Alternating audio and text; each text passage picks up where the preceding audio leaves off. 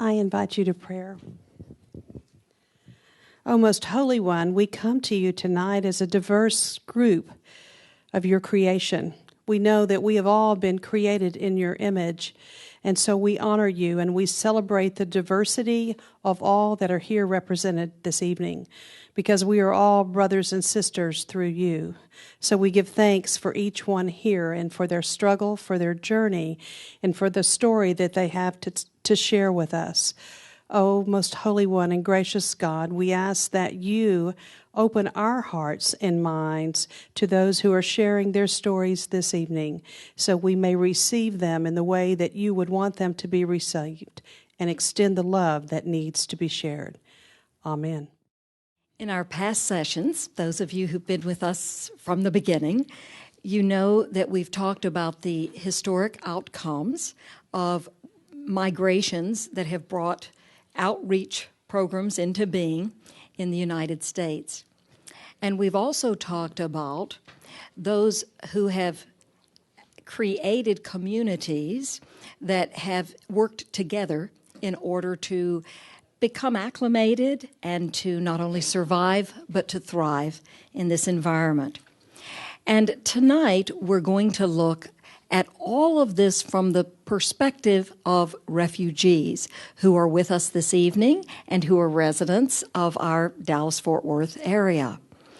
We're lucky to have again with us Eva Baker, who is going to be our master of ceremonies in asking questions of our panelists. We are trying to focus with this panel on the road forward. That is, what are some of their experiences in the transition, and how might we, in fact, be helpful and most effective in our offering our own talents to some of those days of acclimation. We hope to be sources of hope for those who come to our land. Starting at your left, we have a wonderful refugee by the name of Sarah, and today is a very big day for Sarah, and I'll share that in a moment.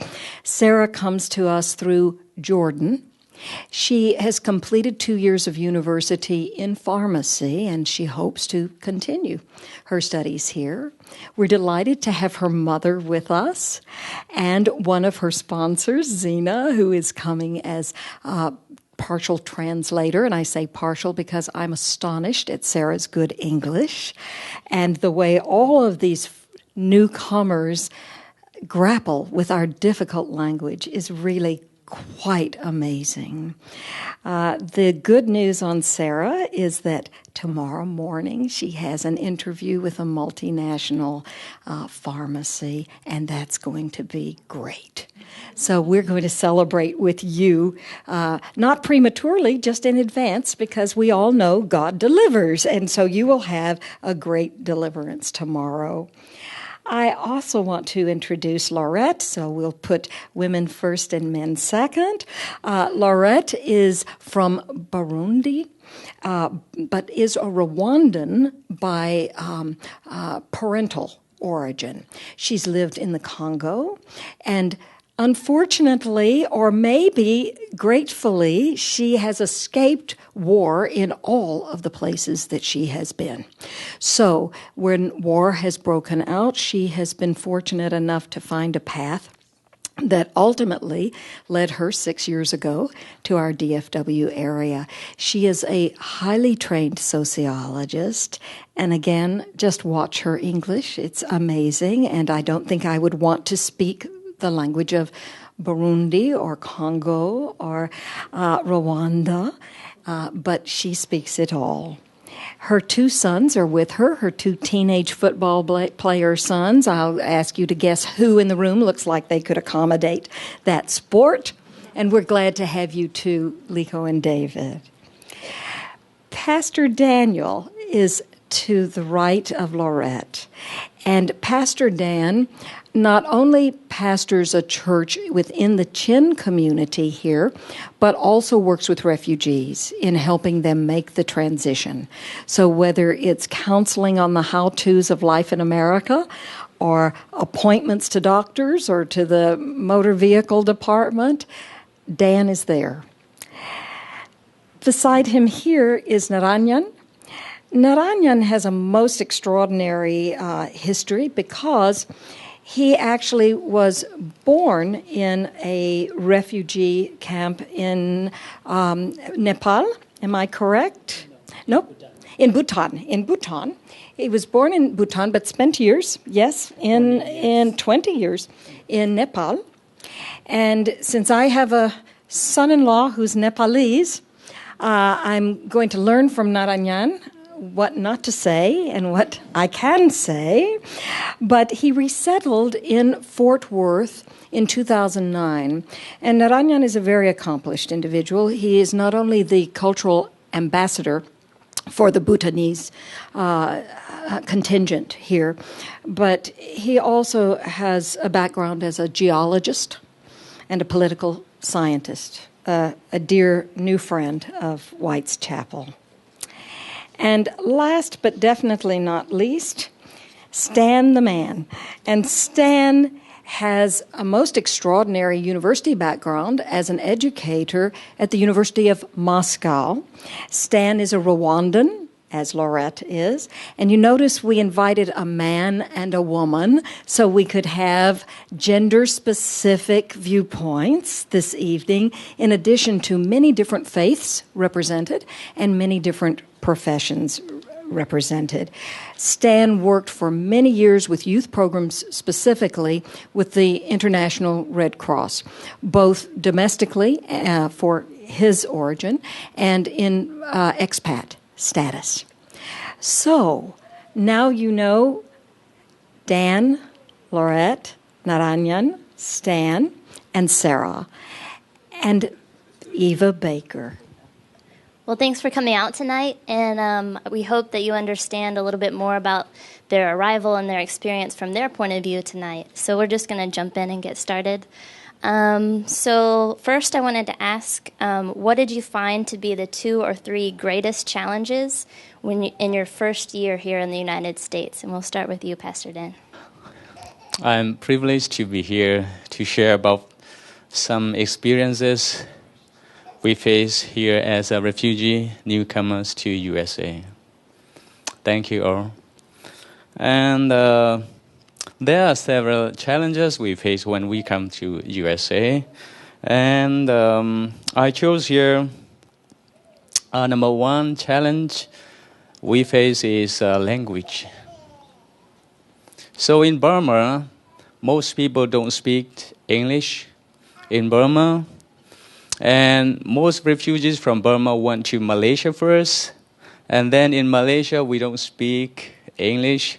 And then we come here without speaking English. And so it's the big challenge for all of us, especially for Chin people, because we don't speak English.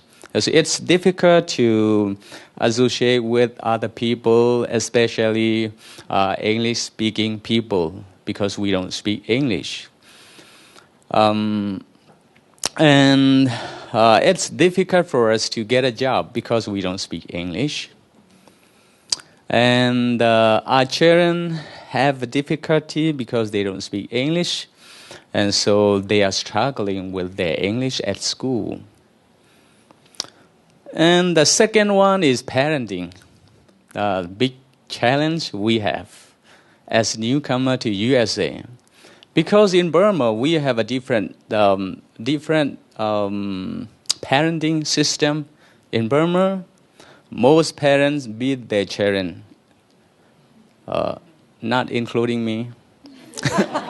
I'm not included.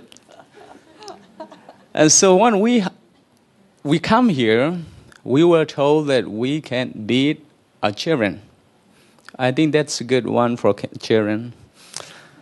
And at the same, when we were told that we cannot beat our children, and some of our kids are saying that this is USA. They are talking back to the parents. You can tell me that. You can do that to me because this is USA. They're partly correct, true, but it's really difficult for us because some of our children born in Burma, and so when they come here, they come here, they know something, but they don't know much about the march. And then we, the parents, are the same. So it's a challenge how to do parenting. So I think there is a parenting system or something. I think we need to be told. We need to be taught about parenting, because when I went to the clinic or when I went to some offices, taking the people to there, I saw children's. Some parents brought their children to the office or clinic, and so they are so playful. They don't listen to the parents. So parents will really want to beat them, but they were told not to beat. And so that's the problem. And so I think refugee parents need to be taught about parenting, and that one is really challenging. And then I think it's the most challenging and the most difficult for the newcomers as refugees. Thank you so much. All right. So we'll ask the same question for Lorette here. Thank you. I think we have many things in similar. So the first challenge was the language barrier. Because when I came here in US, I couldn't even speak any English. I was speaking French, Kinyarwanda, Kirundi, Swahili. So it wasn't easy. It wasn't easy for me, but for my kids, they learn very fast the English. So I struggled, yeah. And I think that's the big challenge for the whole community. And the second one is the culture. The culture is very different. I can maybe give you an example of the body language. Back home, when you talk with somebody that you respect, you can't have the eye contact. Yes. So when I arrived here, I couldn't even look in the eyes of somebody, and people were like, maybe she's lying or something. Yeah, it was a big challenge. Even now, sometimes I force myself to have the eye contact, but sometimes I forget and maybe look around. Yeah, so the other thing is, like he said, it's the parenting. Back home, our kids go and play outside. So we didn't understand when we came here how we can keep our kids inside the house. Why? Because kids back home are for the whole family. They go around, play around, the family is there, even the neighbors. So here, we can't even say hi to the neighbor. We just have that small smile, but no more than that. So it was a big challenge for me, and I think my community. Actually, I'm one of the leaders of the community, the Rwandan community here. So I can tell that those challenges are common in our community. The next one is, what were the 2 or 3 most satisfying or positive elements when you first arrived? So the good things from the first year that you were here. Let me stand. Thank you for giving me a chance in this panel. I would like to say some of the points regarding this question. So what were the 2 or 3 most satisfying or positive elements of that period?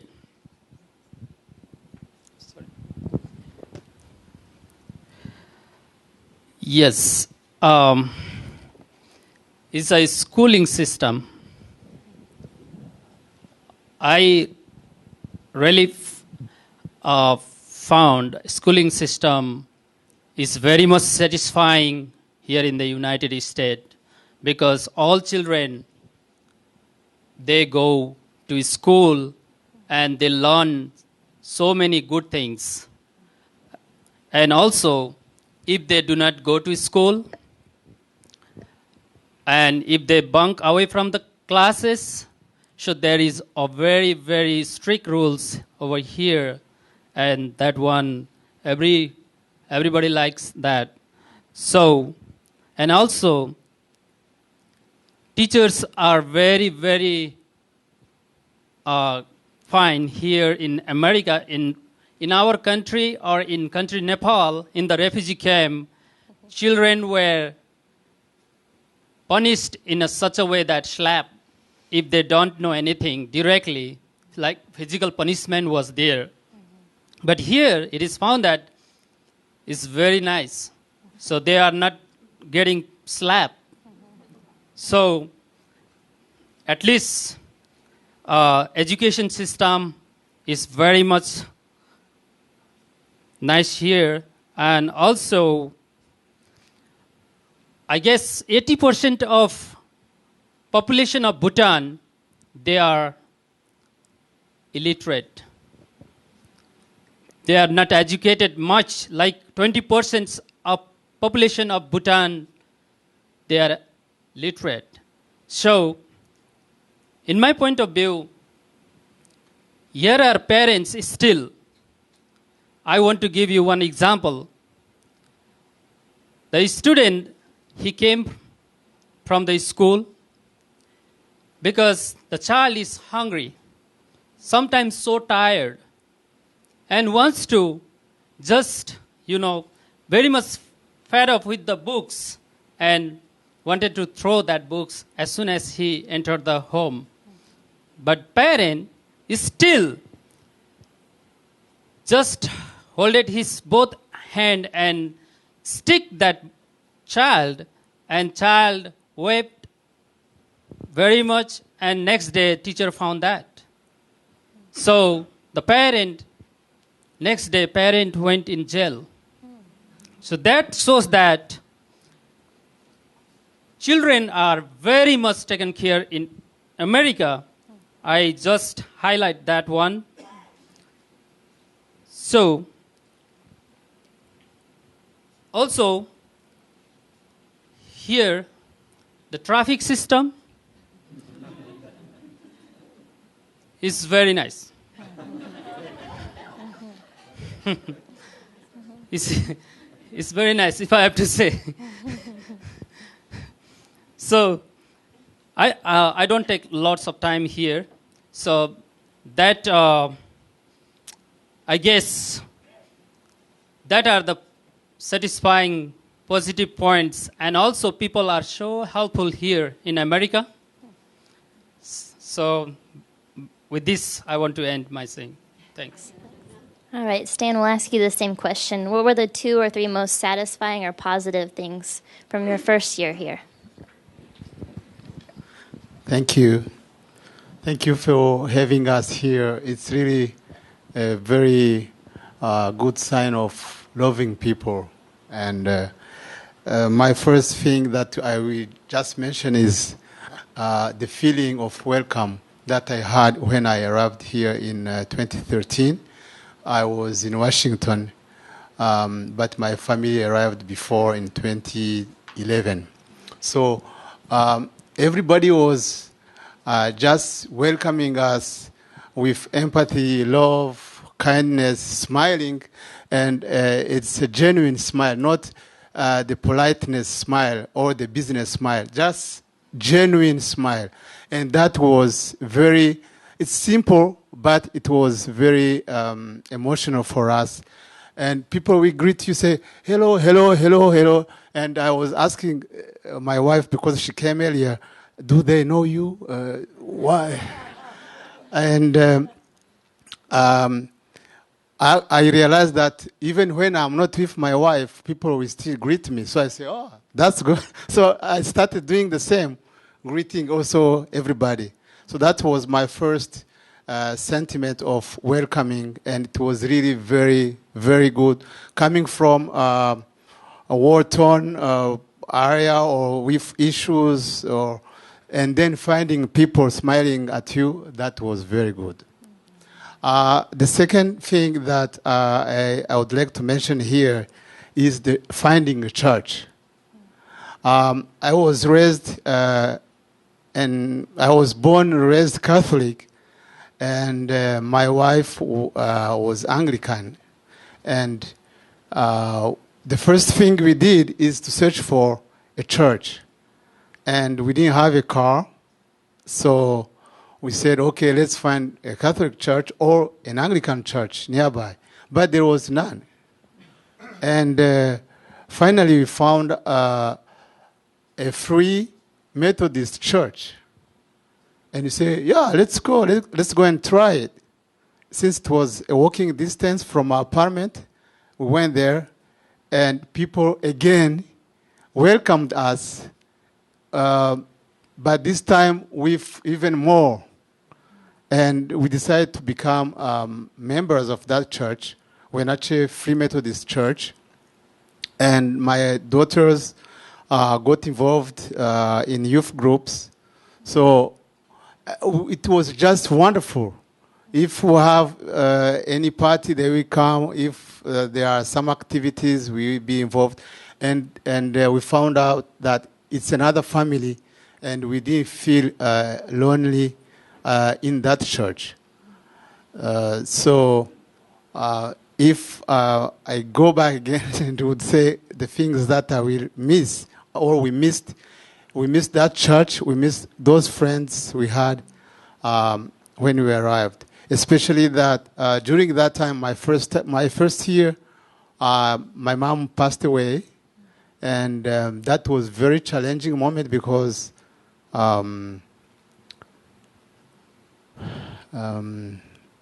because I could not go to say goodbye to her. I was still waiting for documents, so I could not say goodbye, and that will follow me all the time because she was always telling me that she will pass away when I'm abroad, because I've been working abroad for many years, and my dad passed away when I was abroad, so she was telling me, you are leaving us like that. Dad passed away and you were not around, and me too. So yeah, it was very, very sad time, and the church was there to support me, and there were no friends, not so many friends, but the church was there. Thank you. Very good. So Sarah, I would ask you, what types of learning or approaches to learning about the systems here and language here has worked best for you when you first got here?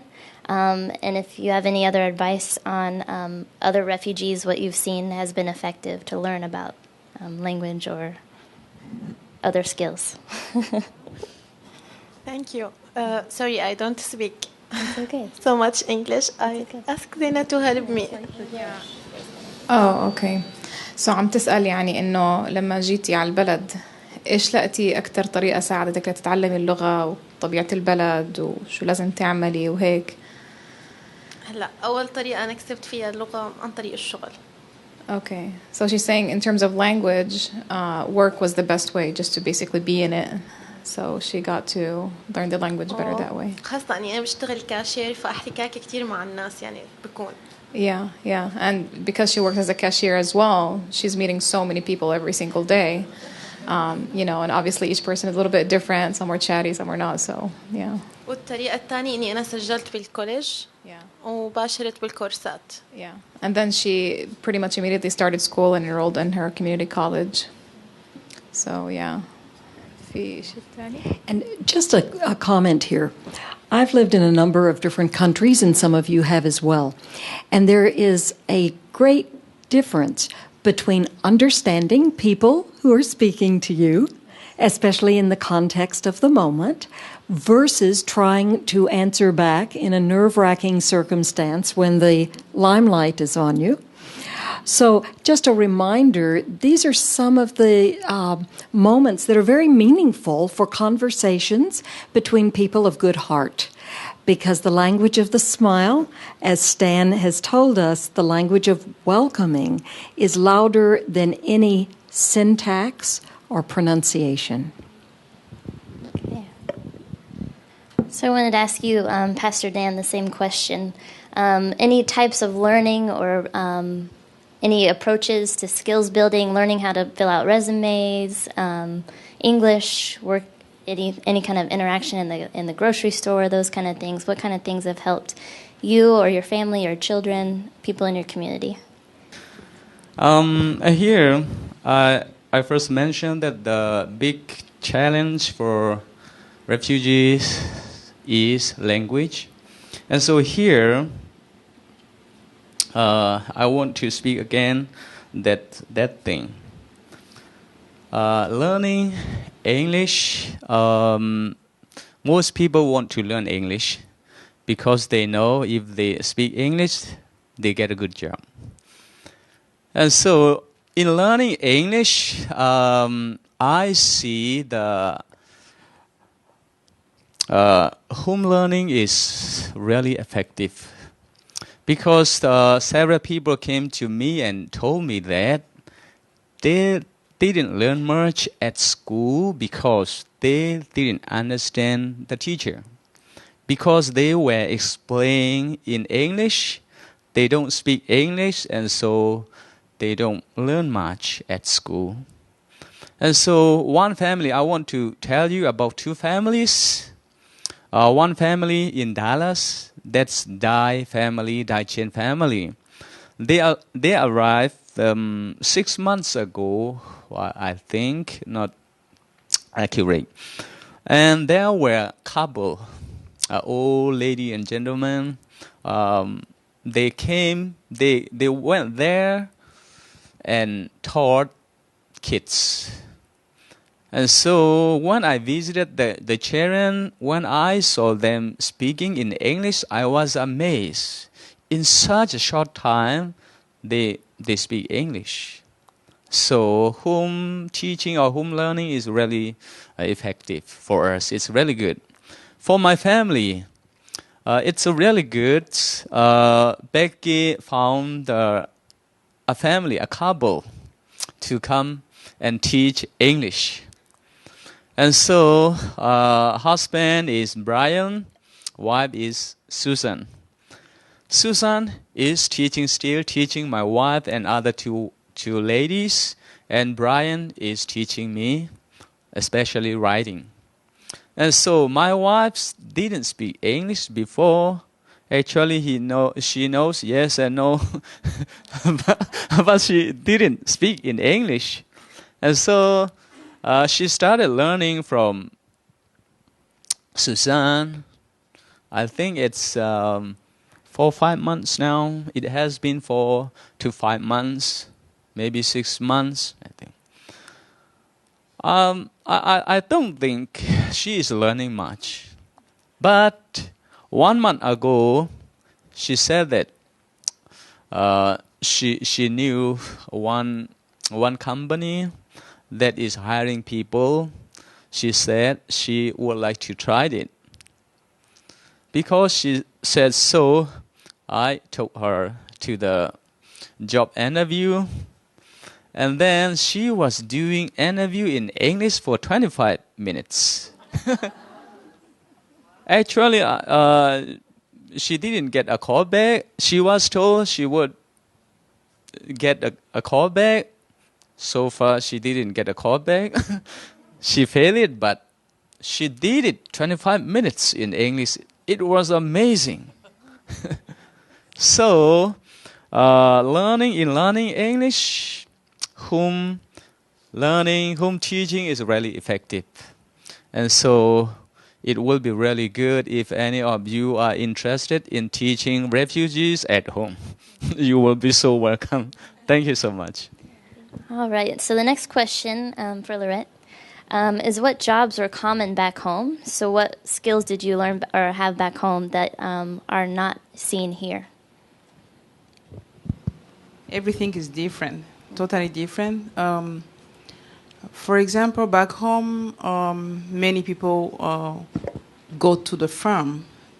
Yeah, they are farmers and they do small businesses. I remember back home, like in Rwanda, when I came, we had like one big store, only one, like not as big as Walmart. We just have an open market with women selling tomatoes, onions outside. So those are those small businesses that we can find everywhere in the country. So those women, let me talk about women, because many of them are women who go to do those small businesses. With our culture, actually, men don't do those small businesses. Yeah, they try to find another job or go to, I don't know how you call it in English. Let me ask Eva. You know when you have like cattle, cows? Oh, like ranching? Farm? Yes. Yeah, and other jobs like carpentry. I didn't see anything here like that. Maybe there are some, but back home many men are carpenters. Yes, yeah. So those are those kind of jobs that I don't see here. Others are like tailors. There are many back home. I've never seen anybody here. Yeah, I can say that those small businesses I don't see here. And the good thing back home with an open market, we used to go to buy something and bargain. Yes.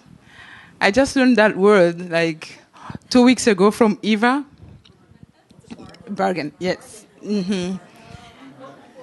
Bargain, yes. So we used to bargain. How much is this chicken? $20. Oh, I'll give you $10. Blah blah blah. And you spend like 10 minutes negotiation. Yes. So when we came here, there is no bargaining. You just go in the store. You look for the price. So there is nobody there to help you. You just grab something and go. And the good thing here, we learn how to read on the item that you buy. You know, what are the yes. But back home we don't have those that thing, which I learned that here, and I like that. Yeah, so those are just little small differences. So Narayan, I want to ask you a different question. What has changed in your family and most families in your community since arriving in the United States? So what has changed a lot? Thank you. My family and I are U.S. citizen right now. So that was one achievement that I made when I came to United States after 6 years. So everyone of us are getting chance to follow our religion. So most of our people are from Hindu background. So they are celebrating Hindu culture, or they are worshipping gods and goddesses. So in Bhutan, they were forbidden. They were not given chance to worship. They had to worship a single religion, like single God, Buddha. You know, familiar with this? So, and people like our forefathers, they practiced, it is not a present practice. So they cannot give up very soon. So here in America, they are very much freely worshipping whatever they like, whatever they different types of religion. I mean, so more than 500 single families became homeowner here from my community. So that is also one achievement. People, they lost their properties when they left Bhutan. So they came in refugee camp and they stayed there for 20 years, and which is 2 decades, like it's too much. And finally people got frustrated, and so here they came back and they got chance to buy their houses, their own houses right now, and more than 500 families are staying there in their houses. So many children are grown along with the visions of becoming doctors, engineers, so pilots and other. So this shows that these are the changes in my community and my families as well, because I also own my own property because I lost it before 23 years ago. I left my home in Bhutan, but I got chance to get my reback my home in America. So these are what I really proud of with my community and myself. Thank you. And correct me if I'm wrong, but from what I understand, the Bhutanese refugees didn't have citizenship in Bhutan, and then they also didn't have citizenship in Nepal, and then they came here, and it's the first time they're actually a citizen of a country once they get citizenship. Yes, they had a citizenship in Bhutan, but they had to lose it. They had because Bhutan government grabbed all the citizens and chased these people away from the country. So this was kind of painful for all the people because the story is very long, and I shouldn't because I cannot continue. My heart is squeezed. So with the government of Bhutan really played a role to chase these Nepali people, because in 1929-80, 50 families were taken from Nepal to Bhutan for to bring their changes of development, because there wasn't development at that time in Bhutan. So gradually these people influence, and so many in the southern Bhutan. So finally these people became a self-sufficient, and also Bhutan government thought that Nepali people would come in downfall the dynasty, so that Bhutan government took the step, to chase these Nepali people. Yeah. So that way, they got chance to get, most of our Bhutanese people. Thank you for reminding me that they are also getting citizenship in America. Thank you. So Stan, same question. What has changed in your family and most families in your community since they arrived in the U.S.? So many changes, and in all aspects. The way of thinking, for the kids, even for us, the parents, the way of parenting, eating habits, social life. So everything has changed. I remember I used to give orders at home, but now I have to listen. To listen to orders. I have to consult for even for a simple get-together outside. I have to ask for an idea from all the kids. That one, I would not do that before. Another thing is, as I said, eating habits. We used to sit together and have dinner or lunch together at the same table, but now it's not possible because my wife, we have a shift, let's say from from 4 a.m. until 11 p.m. So she will leave me when I will be still sleeping. And she will come back when I'm sleeping also, because I will not wait for her unless it is Friday when I'm not working. So it's very difficult to have the same time on the table, and that affects many of us. The kids will just go to the fridge and grab what they want, and they will eat either quickly in their room, or if they still have a small dose of respect, they will stay on the table with you. But it's very challenging, and all these behaviors, all these changes generate another trauma, especially if people have been already traumatized for different reasons, for war, for what they have seen, the torture, and then they have this relocation trauma which will affect them, and some just go crazy. Women will leave their husband, or husband will leave their wives, or kids will just go, we get lost because you have no time to educate them, to talk to them.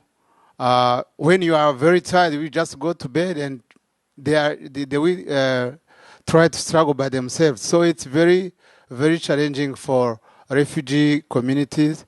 And I work with refugees, so we have those issues, and we don't know how to address them when you have different shifts, and you cannot also stop working because you have to sustain your family. And most of the time, the kids will suffer from that. So now, for example, we have a project working with kids to make sure that we be the bridge from the schools and the parents and the children and the students, because parents themselves, either they don't speak English or they speak but they don't have time for the kids, and the priority is not the education. The priority is how to sustain the family, and at the end, everybody loses. So that's what has changed. I found in my family, we are struggling to maintain those standards of having a time together and teaching the kids to be good people. Yeah, but we are just sometimes not able to do that. And when you think that the dream is to make your kids successful, and you see them just losing the track, then you are, again, desperate. Thank you. All right. So what advice would you give to those who want to assist newly arriving refugees? So what would you tell them to do? إنه شو بتنصحي الناس اللي بدهم يساعدوا الريفوجيز اللاجئين الجداد اللي بيجوا على البلد من خبرتك يعني؟ الدعم المعنوي أول شيء. Okay. Emotional support, number one.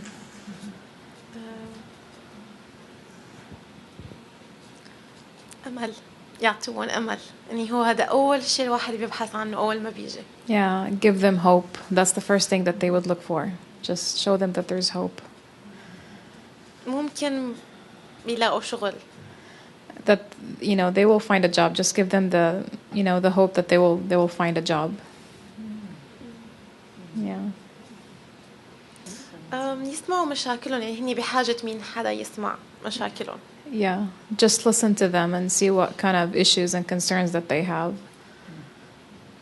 Thank you. Questions. Yeah. We're going to open the floor to a few questions from our audience now.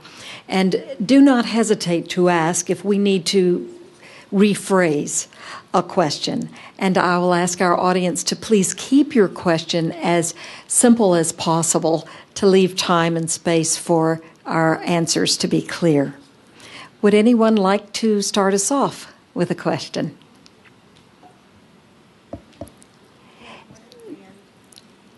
Oh, yes, all right, Linda, and then Carolyn. What do you do for fun? What do you do for leisure time or fun, individually, as a couple, and or as a family? I didn't hear anyone say anything about that. And I have to warn you, Linda is an absolutely superb family counselor. So my guess is that it's pretty common for her to ask, and what do you do for fun? So, would anyone like to answer, what do you do for fun? Would you? You see your friends? Excellent. Okay. Relational. Back to the relational. What Can I else? say? Please. Yes. For fun, I invite all my family members, my wife, my mom, my kids, and play a music and start dancing so nicely. So we feel fun like that, we enjoy a lot.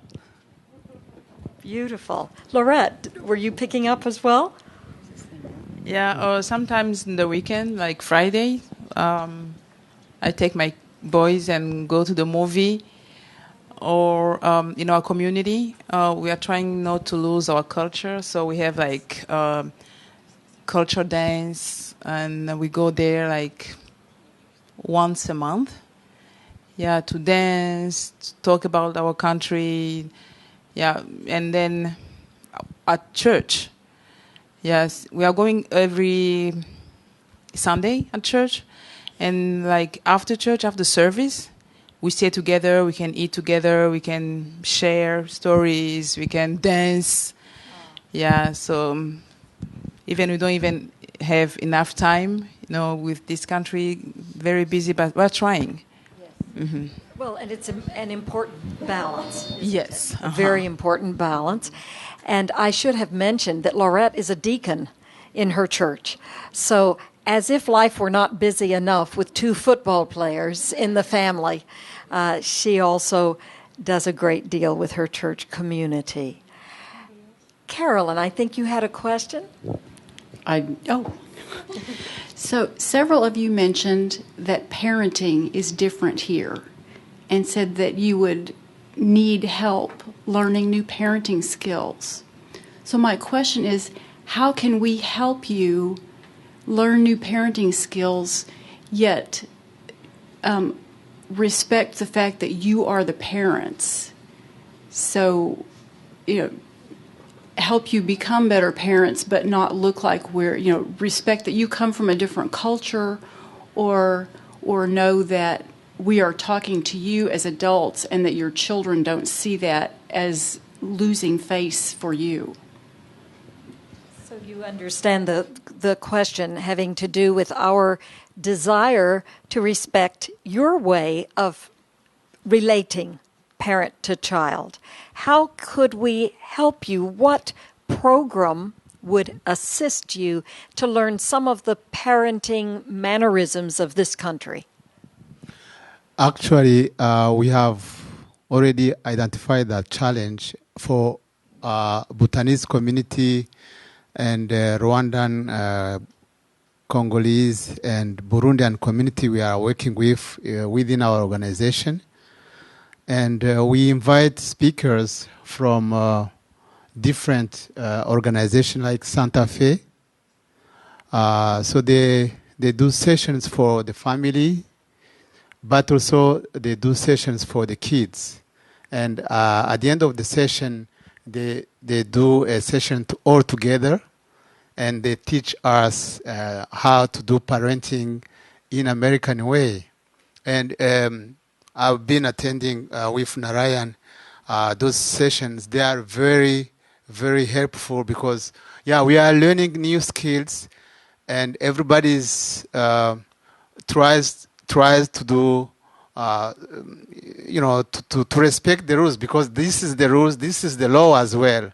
We are not going to spank kids, but we are learning the alternative. If you don't spank, what do you do? So if there are so many other volunteers to help us giving those parenting skills, we are more than welcome. We normally call speakers, and they will come and they will teach to our community members.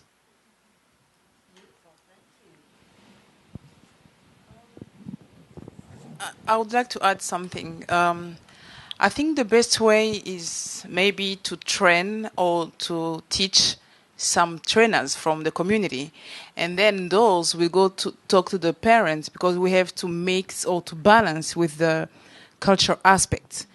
Yes, we can try to find good things from the American parenting and try to balance with our own culture parenting, traditional parenting, yes.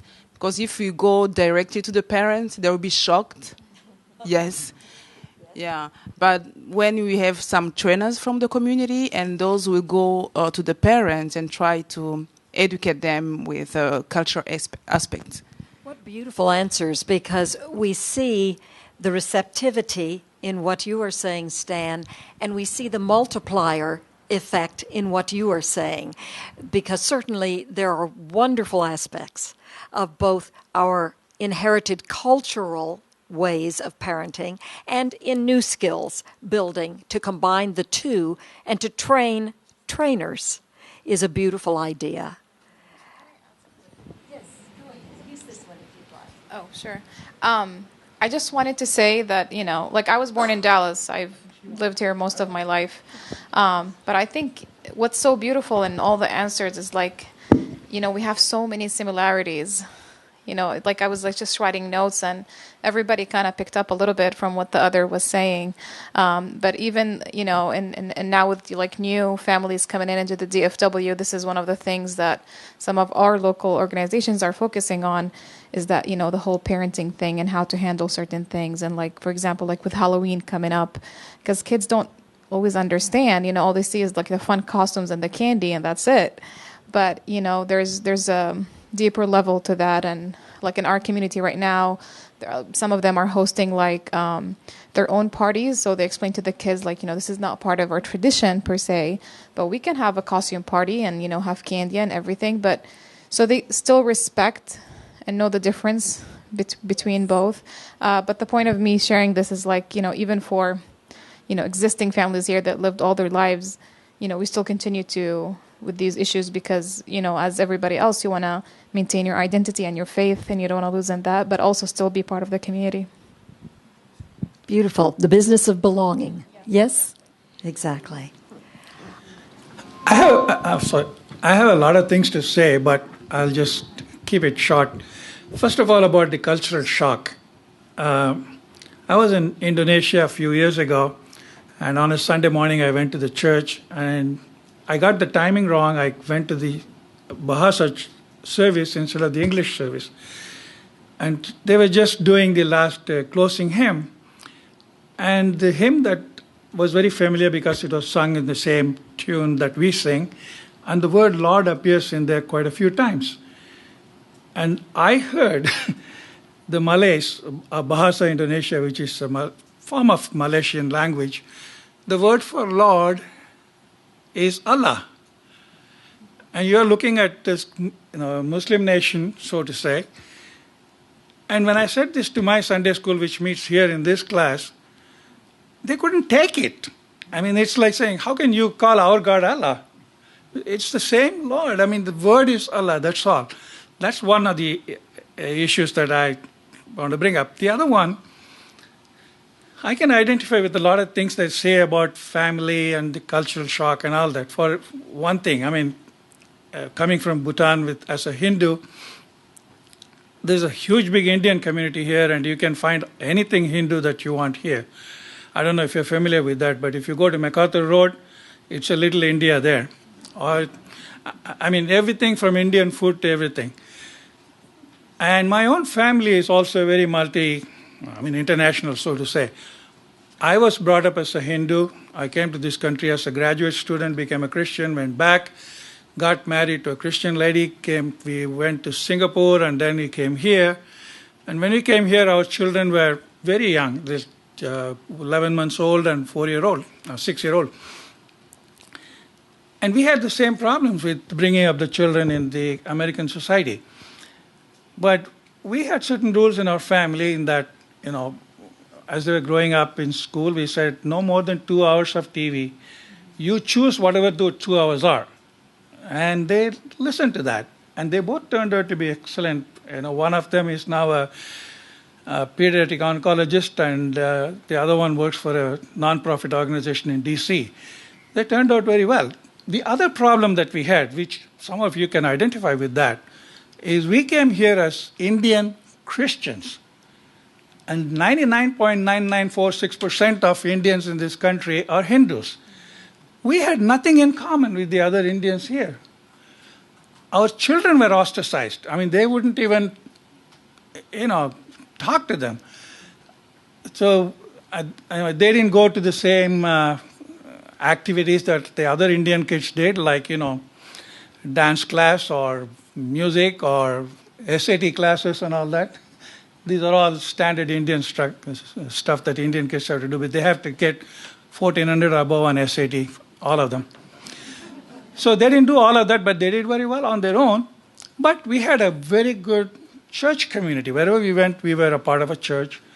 And we always had more friends among the Americans than we had with the Indians. In spite of that, we still had a very good rapport with the Indian community here. We lived in Tampa for almost 30 years. And we had more than 100 families that used to get together for all sorts of occasions. One of the nicest things that other Indian families did was to come to our house for Christmas celebration. We used to do a little nativity show with all the kids and all that, sing hymns and everything. They participated in that because there was nothing of that kind of, you are different and we are different. They respected the fact that we have our right to worship what we want, and they had their right to worship what they want. And that is probably one of the good things about Hinduism. It is open to all kinds of ideas. And the other thing I wanted to say is my sister-in-law is from Nepal. My niece is married to a Muslim. So we are kind of international, interreligious, and whatever. That's all I wanted to say. I mean, I really empathize with all you people that what you're going through. And the thing that I want to say is it gets better. That's all. It certainly does. How many people in this room are third generation in this country? In other words, you have family members who are immigrants. Third generation. Second generation. Okay. First generation. All right. So you see, we have a melting pot, and we actually share some common dilemmas of 1 foot in the old world and 1 foot in the new world. And as our friend has said, it is possible to make that marriage and to keep hope alive and to not only survive but to thrive, as the Bhutanese community certainly has done, as Naranjan explained. Did someone else have a question? Okay, Artemis, go ahead. Oh, a good thing you're tall. Thank you. Hi, I'm really happy to be here with you guys tonight. I have a short little comment, and then I have a question for you. Our family came from Iran. Actually, we didn't come. We were refugees. We ran away from Iran when I was about 2 years old. And, I think my microphone, here, no, we're back. Okay. So we ran away from Iran when I was about 2 years old. And my parents did a lot of wonderful things for us. One of the things we were refugees. We had a lot in Iran, but we ran away from Iran. They tried to kill my father, and after that, my mother would be shortly thereafter. So we ran, and for many years when we came here, because Amnesty International hadn't done the Iran report yet, we were almost deported numerous times, which was very frightening, and so, but my parents did one thing that was really amazing for us, and I think that it really made the difference, and it made the difference in who we are. it made the difference in how successful my siblings are. And I'm not going to say anything about myself, but I'm going to tell you my oldest sister is an internist, and she's kind of famous. People come from around the world to get diagnosed by her. My second sister is a pediatric allergist, and she was actually in NASA's top 500 last year, so she's getting closer and closer to becoming an astronaut. My third sister, which is younger than me, was at Harvard, is one of the youngest medical school professors at Harvard, and she's a dermatologist.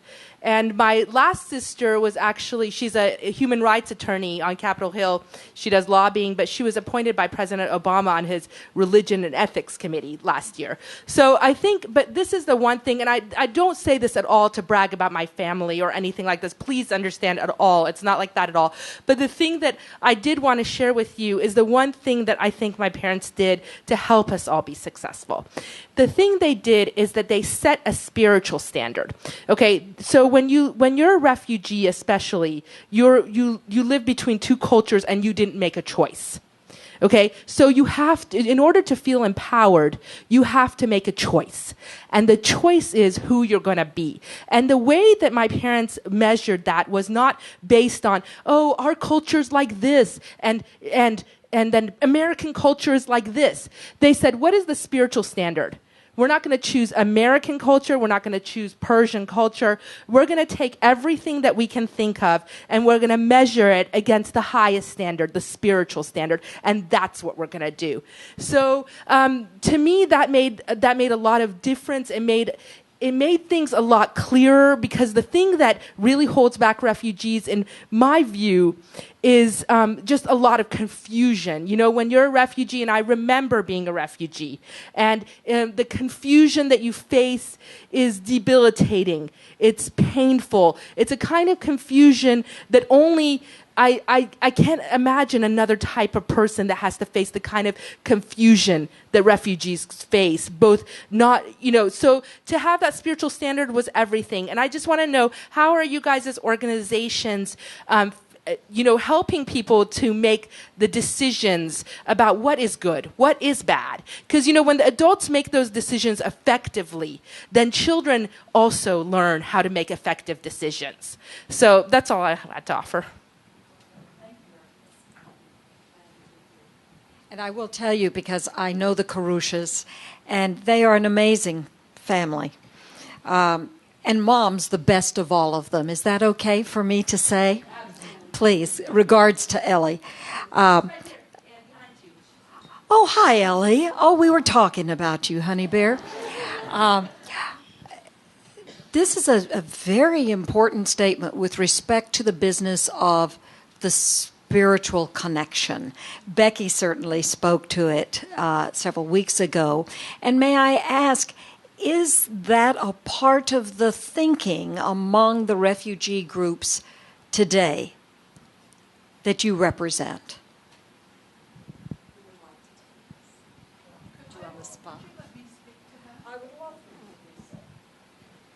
Becky is an ordained minister. She also is responsible for over 4,000 Chin refugees in a most singular program in Lewinsville, for those of you who may not have heard her 2 weeks ago. Thank you, Becky. I work with a group of people who basically, although they may have had choices, they weren't conscious of having choices. And yet you come to America, and even the kindergarten students have to choose which dinner they want. I got called to the school. That little boy, kindergarten, was in tears because he had chosen spaghetti, and he didn't know he'd chosen spaghetti. And everybody else had chicken, and he wanted the chicken, and he didn't know he'd made a choice.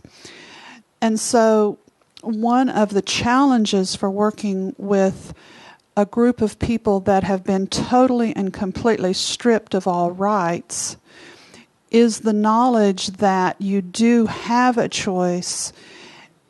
And so it's almost like starting, I remember the first ESL class I taught with one of my girls, and I said, okay, and I was in a hurry, and I said, okay, it's a high school ESL class, and you have to we have to write, what's your favorite food?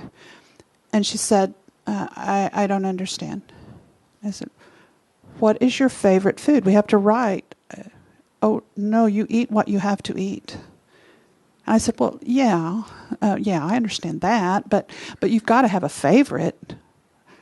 No, in my family, we do not have favorite food. Now, we have a paper to write, and I'm very task-oriented, and we weren't getting anywhere.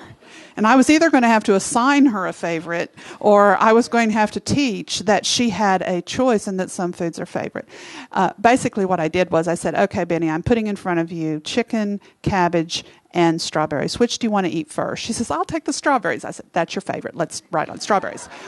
But my point is that part of what Americans can do to help is to point out that making choices is difficult for us, that we are constantly right now in such a challenge raising children because of choices, and to help establish a framework that I'm almost sorry that our freedom has brought us to this point where you have to choose everything, but the most important thing is how to make good choices. And so I think that is an element of that Americans often don't realize, is that you are coming from a country where choice has been stripped in every sense of the word. Then how do you make choices such as they are forced to make in the United States? And it deals with every single aspect of life. My number one goal, and somebody mentioned it, is to provide hope. And that is, we are the biggest cheerleaders. So as you think of Americans helping, it is to be a cheerleader to say, there is hope, and you can learn to make choices, but please understand we're walking right there with you. We also are working so hard to try to teach. How do you make wise choices? And there's an identification in that helps refugees understand that we don't have it together. We're right there in the struggle with, and that perhaps your country and your people can help contribute. I truly believe that the Chin students who survive and thrive are going to create a new culture, and I tell them this all the time, that they are going to put a curb to the individualism of the United States, and we are going to come out with a better culture because of what they are bringing. And it's important that those who have traditional cultures understand you have much to bring to the American system, and to say that to Americans and still follow the laws that say you can't beat your children, even though you feel like beating your children, Daniel, on a regular basis. Trust me, 3 sons. But you can't take things away, such as, and what's happened in Louisville is a fear that, oh, I can't beat my children. And then the children, I was actually present when one of them just disrespected her parents and said, if you say anything, I'll call CPS on you. And we are in a terrible situation in Louisville right now because of this conflict. And we are really working hard to try to figure out, you can't take somebody's parenting away from them by law and not give something in return. And that's the American challenge. We had asked about what we should do to be helpful when refugees first arrive. What are the biggest mistakes that are typically made, and what are the things that we should never do? Very good question. Shall we, let's just go all the way across, because this is part of the meaningful conversation that we're trying to divine. So shall we start, please, with you, Sarah? What mistake would you say Americans tend to make in coming to be a friend? I don't say any mistake. No. And in my work, I have a lot of friends. Shall we rephrase that? Did I misrephrase it? Okay. Thank you so much, Sarah. I might say it's not a matter of mistakes, or it's just that,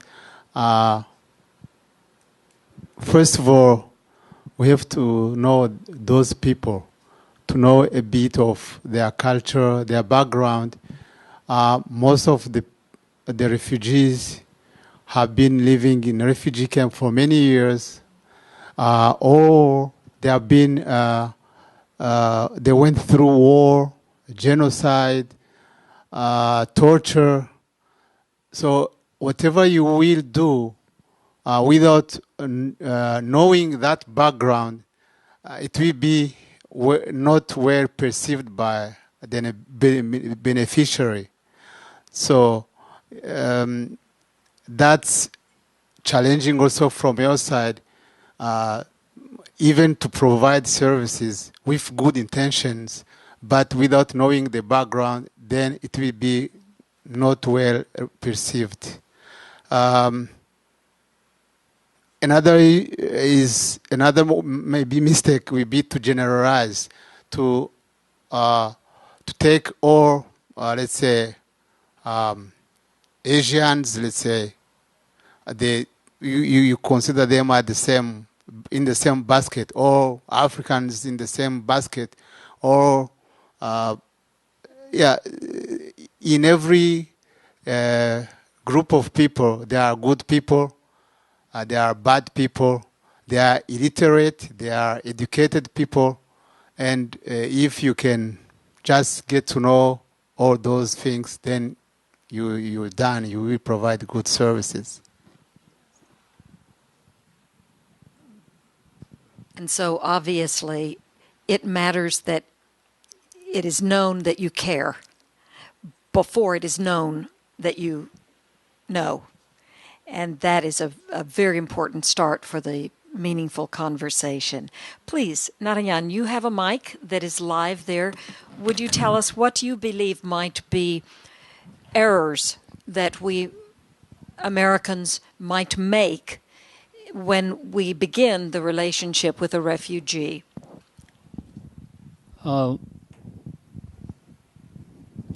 Yes.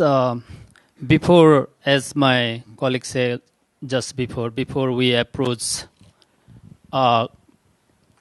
with the refugees, in order to help them, we need to study.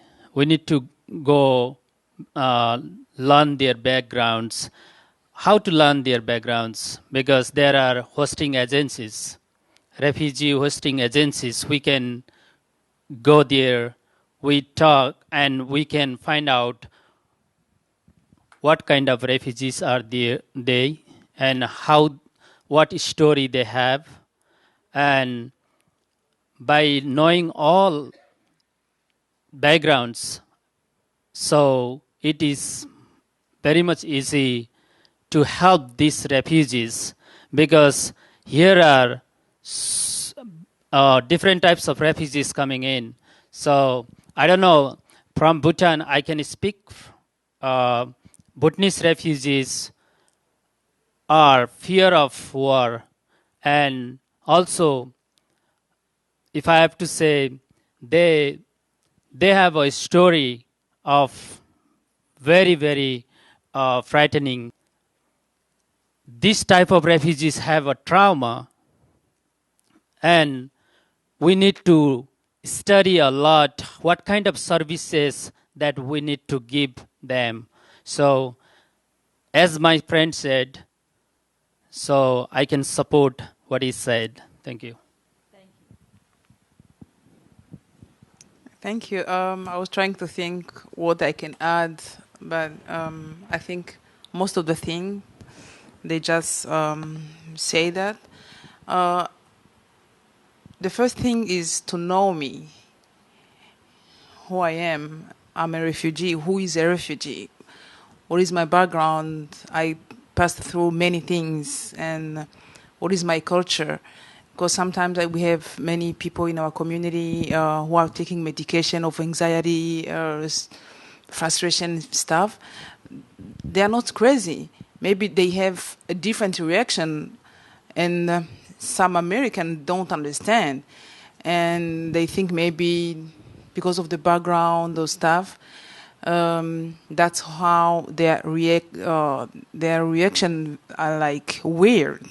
So I think the best thing is to approach somebody, know him, the background, ask him what they want, what they need, and help even them to talk, because I work with Central African communities. Most of our people don't want to express themselves or don't open up and talk about their stories. So just be patient and know who I am. I'm coming from Rwanda. We are not very talkative. I'm coming from Congo, Celestine. They are very expressive people, and so just take time to know them, and it will be more helpful, and you'll know how to help them. I'd just like to add real quick, some of the best times of my experience with you guys is just going to your cultural events, even parties or baby showers, church events, any of that. So those experiences give you an eye into what they experience back home and what their culture is like, what clothes they're wearing, what food they're eating. And it's some of the best times that I've had with them. So. And by the way, sharing then those American experiences, having someone alongside who is a refugee friend, being a friend, that is the relational concept that we're hearing here over and again. Pastor Dan, Sorry. Oh, forgive me, I go want ahead, to add a Netanyahu. little bit. I forgot. So one example, like a month ago, one incident happened. So my community person, he wanted to wish a stranger, like he's a refugee from Africa. So he wanted to wish, like in my culture, to wish the people, like we say namaste, like this, namaste. So at the same time, that another friend thought that he is going to hit him with the hand. So because of the cultural barrier, so he didn't understand. So and my guy, he doesn't speak African, and African guy doesn't speak Nepali. So he wanted to be friendly with the African guy because he just said namaste, but he is going to use this hand, and he called 911 and just called the police. And policeman, finally, that Nepali guy called me, my name. Okay, I can't speak English, no English, called Narayan. And he knew my number, and policeman called me and just wanted to know the fact. So, and I asked that Nepali guy, what you did that to that guy? So he said that I said namaste, but he called police for me. Why? So then I explained to policeman. So we need to understand first from what background these people are from. Thank you, Narayan. Let me just say something. Like he was saying Africans. When you talk about Africa, Africa is a continent.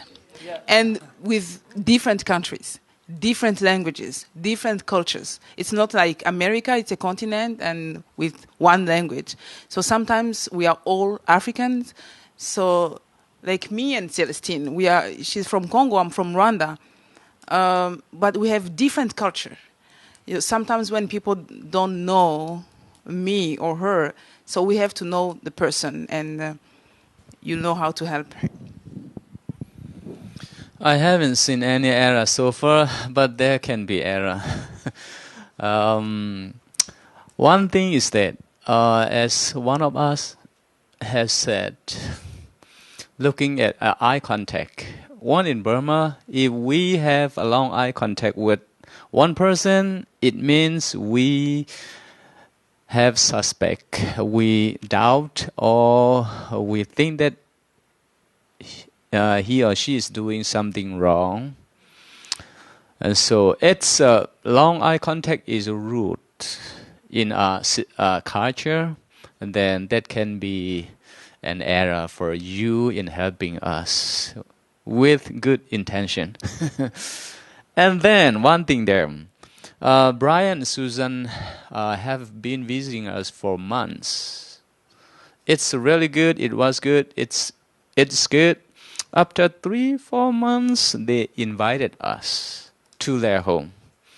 And then 3 ladies and kids all together, we went there. And then I saw some things, some better feeling in being together. They feel more confidence, or they feel more warmness. And so it's good to visit us, and if you invite us, and that is better to your party, to your church, because here in Dallas and Fort Worth, I think 10,000 Chin refugees are there. That's an estimated number. And we all, in Chin, we have several dialects. And so I am Chin, but in Chin, I am Dai. Dai is one of the Chin groups. And so we don't understand quite well each other, and so it's hard to go to one church, and so we make different churches. And so we don't go to other Chin churches. Normally, we don't go to the white churches. And so if we are invited to the local churches or families, we feel different. And I can say how we feel, because I saw the ladies were really pleased, or some kind of good feeling they had by visiting Brian and Susan's house. And so that can make a change. If you invited us to the church or to the party or to some activity, that will make a change. Thank you. We are about done with our evening. That is, if you have families waiting for you at home, and some of you a long drive to get to where you're going, it's hard to leave this context. What a pleasure to have all of you with us. And what a pleasure to see all of these faces of interested and dedicated hearts. Thank you. Thank you for coming. We hope that you will be attentive to the projects and outreaches that will begin. And you will hopefully help us by taking a moment with the surveys. Is there anyone who did not get a survey? We do have some extras. Leanne is telling us and passing a few of those, and Dorothea as well. I want to thank everybody who has had the kindness to be of assistance in our programs tonight, as well as our former 4 evenings. And I hope you may come back for this heartwarming movie next Thursday, The Good Lie. Those of us who have previewed it, without exception, have said it is wonderful. Do we have any closing burning remark? Sarah's mother would like to say something. Now, Sarah's mother, as you know, has been here from Syria since approximately June, and Zena will translate. انت شو حابه تحكي يعني؟ انا حابه احكي عن اسرتنا وتجربه الصغر. اوكي. طيب بتحبي تجربي بالانجليزي؟ أنا أحكي إنجليزي؟ إذا بدك ما بعرف. طب خلص احكي لي أنا. أول شيء thank you أمريكا. She wants to thank everybody in America Did you hear in general. her say that in perfect English? Yeah. ارجعي الجملة بالإنجليزي حبوها. Thank you أمريكا.